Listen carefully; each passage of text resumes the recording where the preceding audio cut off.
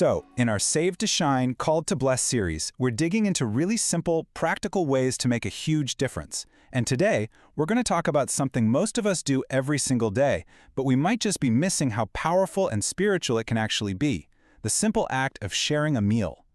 Just let that sink in for a second. What if your greatest tool for sharing your faith wasn't some big, complicated program, but your dining table? Not a strategy, not an event, just that humble space where you eat. What if that table holds the key to building connections that could genuinely change someone's life? Okay, let's get into it. All right, so we're working our way through the BLESS acronym, and today we're landing on E, which stands for Eat with Someone. It's really just a call to intentionally use your time and your table to build real relationships and, ultimately to make disciples. And look, let's be super clear here. This has nothing to do with being a gourmet chef.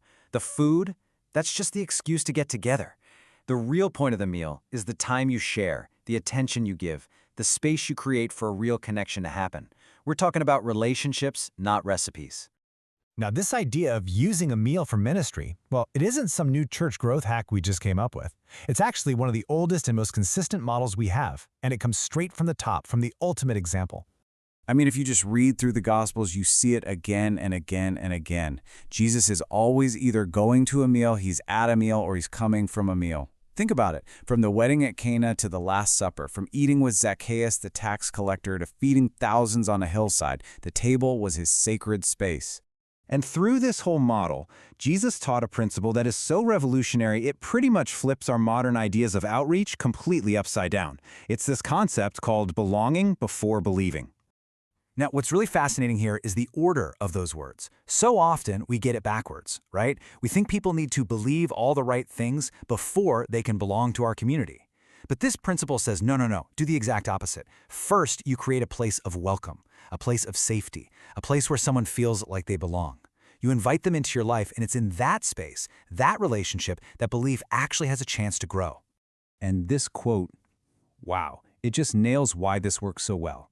There's something so disarming about sharing food, isn't there? We put our phones down, we actually look at each other, we share stories, defenses come down, conversations get deeper, and hearts just start to open up in a way they don't in other settings. So here's the bottom line. This whole idea totally reframes the word evangelism. It takes it from being something that can feel kind of scary or confrontational and turns it into something warm and natural and inviting: hospitality. It's really just sharing what you already have: your home, your food, and your time. Because when you get right down to it, discipleship isn't a class you take or a program you finish. It's a journey. It's a journey you take with other people. And every single one of those journeys has to start somewhere. And you know what? More often than not, it starts with a simple, real human connection. Okay, so we've talked a lot about the why, but what about the how? I mean, how do we actually put this into practice in our own lives?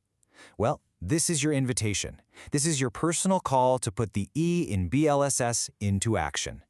In a world that is just constantly rushing, constantly distracted, maybe the most valuable and radical gift you can give another person is your undivided time and attention. Sharing a meal is just a powerful way of saying, hey, you are worth my time. I see you, and I really want to get to know you.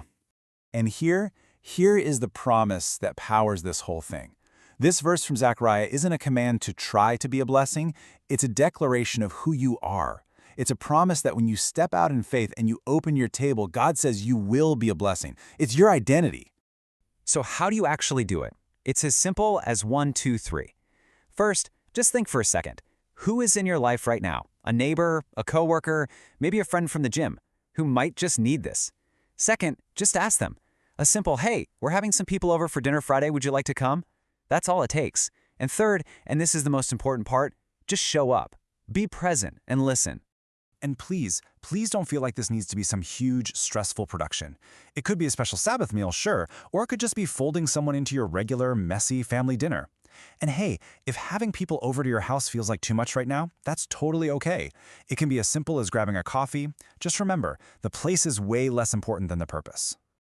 All right, so let's bring all this home. This is about so much more than just sharing a meal, isn't it? It's about sharing your life. It's a simple but profound commission for every single one of us. Don't overcomplicate this. Seriously, Don't wait for the perfect time or the perfect recipe or for your house to be perfectly clean. Some of the most amazing, life-changing relationships start with just one person being brave enough to extend a simple, warm invitation. So this is the call. Open your table, see it not just as a piece of furniture, but as a place for connection and grace. Open your life, not just your front door, and shine the light and love you've been given through the simple, beautiful act of hospitality. The only question left is, who are you going to invite?